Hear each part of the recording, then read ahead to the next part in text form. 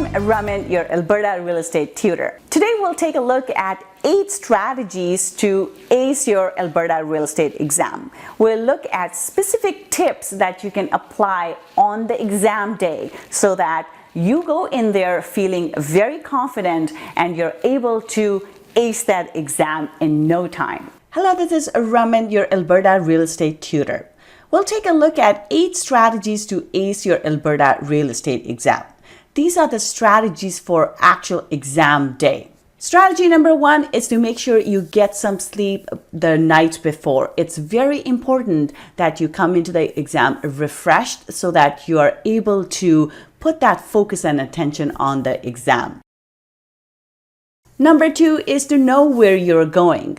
These exams are not held at the real estate board or at a RECA location. Usually they are held at approved examination centers. So you want to make sure that you know exactly where you're going. You have the address and the directions for where you're going, and also the room number that the examination center is in. Usually these exams are held at university or at the colleges, and you want to make sure what room to go in, what building to go into.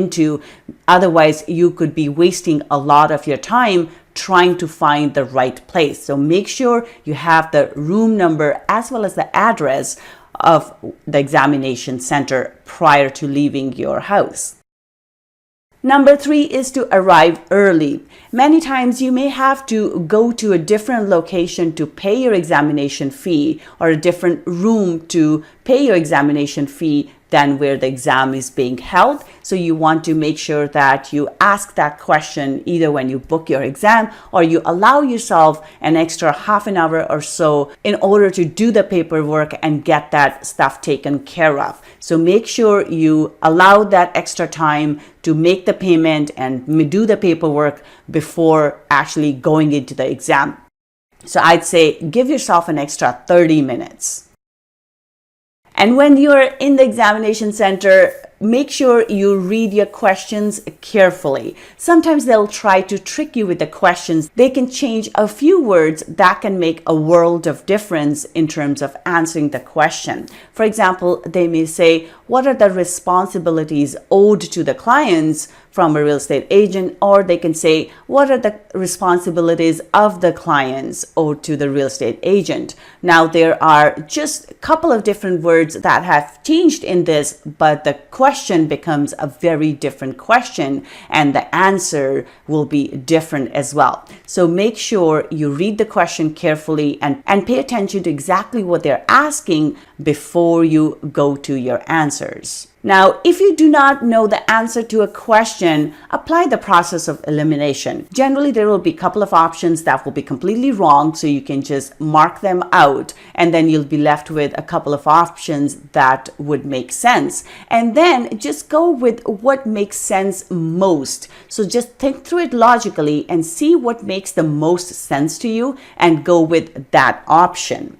And mark down these questions that you're not sure of. So you will get a scrap of paper, or if they don't offer that to you, ask for scrap paper and a pencil and mark down these questions as you're going through, so that once you're done with your exam, you can come back and review. But it's very important that you keep going and you're not spending too much time on these questions that you're not too sure about, because you will have time left at the end of the exam and you can come back and review them. And also, sometimes you'll find that the questions that come later in the exam can give you some help in answering these questions. So it's important to just mark them down, pick an answer through process of elimination, and just keep on going.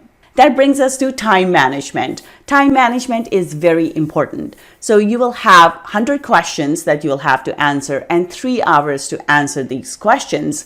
That allows you just over 2 minutes to answer a question. So keep that in mind as you're going through your exam. Make sure you don't take too much of your time answering any particular question, and you just keep on going so that you're able to finish your exam, and then you will have time left over to come back and review your answers.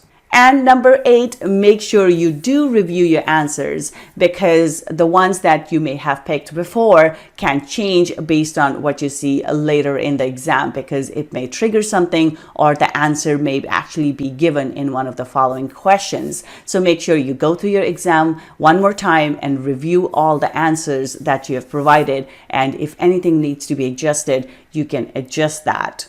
But if you're not sure, then just go with your gut and pick the one that you feel is the right answer. But don't spend too much time or stress over it too much.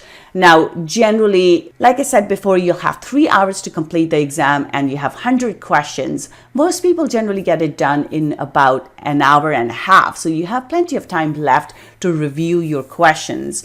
But it's best to come back to those and mark down the questions that you're not sure about, rather than spending too much time in the middle of the exam on any particular question. But do make sure that you do review your answers before you hit that submit button. To recap, first thing is get some sleep. You want to attempt the exam with a fresh mind. Know where you're going. It's very important to not only know the address and the directions, but the room number of your examination center as well. Third one is to arrive early and make sure you allocate time to do the paperwork or any payment that you need to make before attempting the exam. Number 4 is to read the questions carefully. Sometimes they'll try to trick you with the questions, so very important to clearly understand what they're asking you and answer that question. If you're not sure about your answer, apply the process of elimination. Get rid of the ones that you think are not correct, and then you'll be left with 1 or 2 answers. And then just logically pick the one that makes most sense to you. Any of the questions that you're not sure of, make sure you mark them down on your scrap piece of paper. And then once you're reviewing your answers, you can look at them again. And sometimes you will get the answers to these questions once you have gone through the entire exam. The following questions may have the answers here. Number 7 is to make sure you manage your time appropriately. You'll have just over 2 minutes for each question, so make sure you're not taking too much time for any one question. And last but not least, make sure you review your answers. Sometimes we get the answers, like I said, after attempting the rest of the exam. So make sure you go back and review your questions, your answers, to make sure you have picked the right one. That's it for today. If you would like some extra support in preparing for your Alberta Real Estate Exam, I invite you to visit my website at www.albertarealestateschool.com, or you can call me at 587-936-7779. Good luck with your exams, and I'll see you next time.